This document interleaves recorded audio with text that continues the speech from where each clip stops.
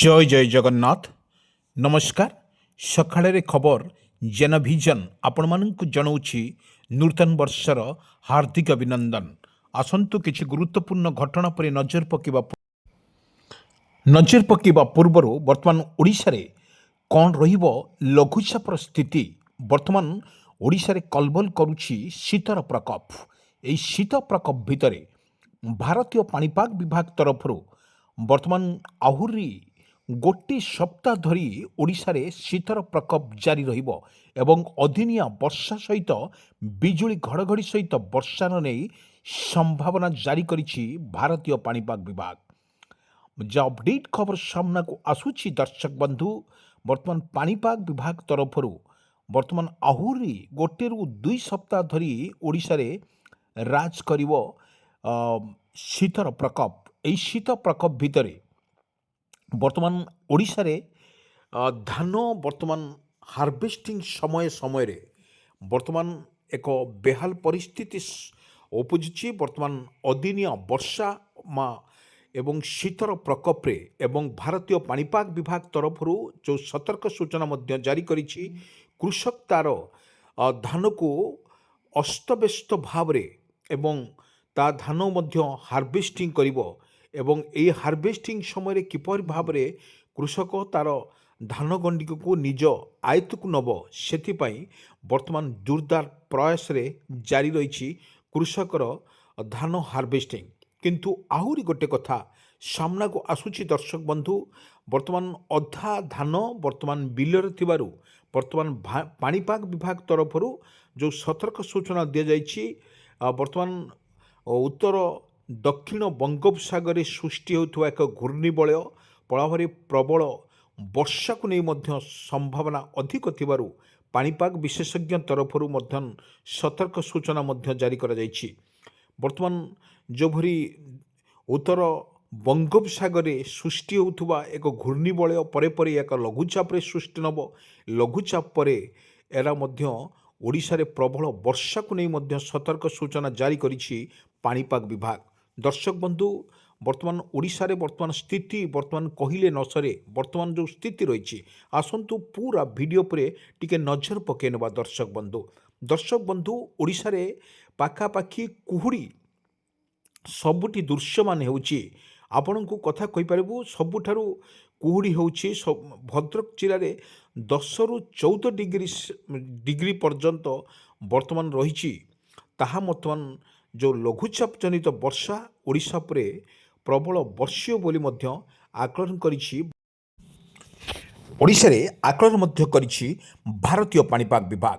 କିନ୍ତୁ ଭାରତୀୟ ପାଣିପାଗ ବିଭାଗ ତରଫରୁ ବର୍ତ୍ତମାନ ପ୍ରତ୍ୟେକ ଜିଲ୍ଲାରେ ଲାଗି ରହିଛି ବର୍ତ୍ତମାନ ଯେଉଁ ଥଣ୍ଡା ଏବଂ ତାହା ମଧ୍ୟରେ ଭିଜୁଛି ସାରା ଓଡ଼ିଶା ଏବଂ ଯେଉଁଭଳି ଭାବରେ ଓଡ଼ିଶାରେ ରହିଛି ସ୍ଥିତି, ବର୍ତ୍ତମାନ ତାହା ବେହାଲ ପରିସ୍ଥିତିରେ ସୃଷ୍ଟି ହୋଇପାରେ। ବର୍ତ୍ତମାନ ଯାହା ଆକଳନ କରୁଛି ଭାରତୀୟ ପାଣିପାଗ ବିଭାଗ ତରଫରୁ ବର୍ତ୍ତମାନ ଓଡ଼ିଶାରେ ପାଖାପାଖି ଆହୁରି 5 ଦିନ 6 ଦିନ ଧରି ଘୂର୍ଣ୍ଣିବଳୟ ପ୍ରଭାବରେ ଓଡ଼ିଶାରେ ବର୍ଷାକୁ ନେଇ ମଧ୍ୟ ସତର୍କ ସୂଚନା ଜାରି କରିଛି ଭାରତୀୟ ପାଣିପାଗ ବିଭାଗ। ଭାରତୀୟ ପାଣିପାଗ ବିଭାଗ କହିଛି ଯଦି ଓଡ଼ିଶାରେ ଏହା ପ୍ରବଳ ବର୍ଷା ନ ହୋଇପାରେ ମଧ୍ୟ ଆକାଶ ମେଘାଚ୍ଛନ୍ନ ସହିତ ବିଜୁଳି ଘଡ଼ଘଡ଼ି ସହିତ ବର୍ଷାର ମଧ୍ୟ ସମ୍ଭାବନା ଅଧିକ ଥିବାରୁ ଭାରତୀୟ ପାଣିପାଗ ବିଭାଗ ତରଫରୁ ବର୍ତ୍ତମାନ ସୂଚନା ଦିଆଯାଇଛି।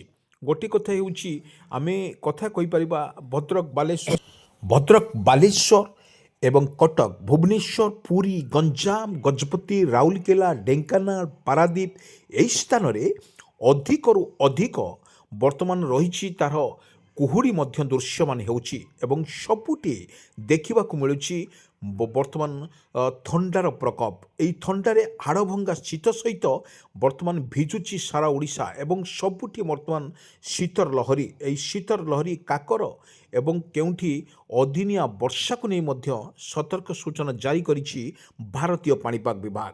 ଭାରତୀୟ ପାଣିପାଗ ବିଭାଗ ତରଫରୁ ଯେଉଁ ଦିଆଯାଇଛି, ଏହାର ମଧ୍ୟ ଅଧିକରୁ ଅଧିକ ମଧ୍ୟ ବର୍ଷା ହେବା ନେଇ ବର୍ତ୍ତମାନ ସତର୍କ ସୂଚନା ମଧ୍ୟ ଜାରି କରାଯାଇଛି ଏବଂ ସବୁଠି ବର୍ତ୍ତମାନ ଦୃଶ୍ୟମାନ ହେଉଛି କୁହୁଡ଼ିର ଦୃଶ୍ୟମାନ। ଏହି କୁହୁଡ଼ି ଦୃଶ୍ୟମାନ ଭିତରେ ଓଡ଼ିଶାରେ ବର୍ତ୍ତମାନ ପରିବହନ ପକ୍ଷରୁ ମଧ୍ୟ ସତର୍କ ସୂଚନା ଜାରି କରିଛି ପରିବହନ ବିଭାଗ।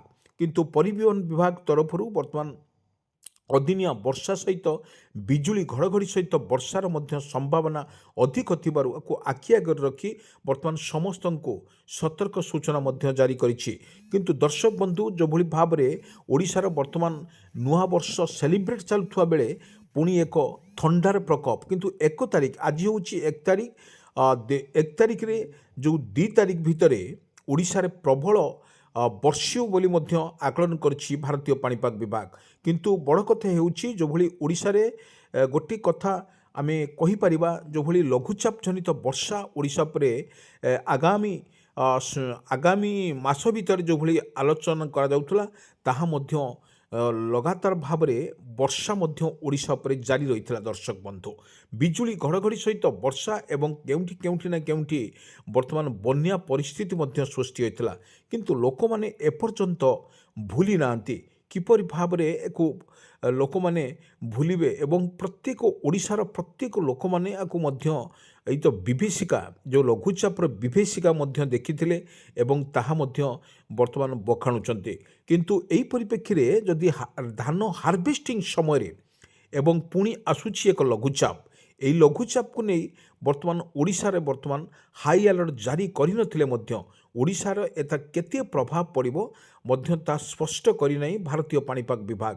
କିନ୍ତୁ ଆପାତତଃ କହିଛି, ଯଦି ଓଡ଼ିଶା ଉପରେ ଏହା ପ୍ରଭାବ ନ ପଡ଼େ ତାହେଲେ ଭାରତର ଶ୍ରୀଲଙ୍କା ଏବଂ ଇଣ୍ଡୋନେସିଆରେ ଏହା ଅଧିକ ପ୍ରଭାବିତ ହେବ ବୋଲି ମଧ୍ୟ ଆକଳନ କରିଛି ଭାରତୀୟ ପାଣିପାଗ ବିଭାଗ। କିନ୍ତୁ ଭାରତୀୟ ପାଣିପାଗ ବିଭାଗ କହିଛି ଏଟା ମଧ୍ୟ ଶ୍ରୀଲଙ୍କା ଏବଂ ତାମିଲନାଡ଼ୁ ଆଡ଼େ ମୁହାଁଇବ ବୋଲି ମଧ୍ୟ ଆକଳନ କରାଯାଇଛି। କିନ୍ତୁ ବଙ୍ଗୋପସାଗରରେ ସୃଷ୍ଟି ହେଉଥିବା ଏକ ଘୂର୍ଣ୍ଣିବଳୟ ପ୍ରଭାବରେ ଓଡ଼ିଶାରେ ବର୍ତ୍ତମାନ ଜାରି ରହିପାରେ ବର୍ଷାର ପ୍ରକୋପ। ଏହି ବର୍ଷା ଏବଂ ଆଉ ଗୋଟେ ପଟର ହେଲା ବର୍ଷା ମଧ୍ୟ ଦେଖିବାକୁ ମିଳିବ ଏବଂ ସବୁଠି ମଧ୍ୟ ଥଣ୍ଡାର ପ୍ରକୋପ ମଧ୍ୟ ଚାଲିଛି।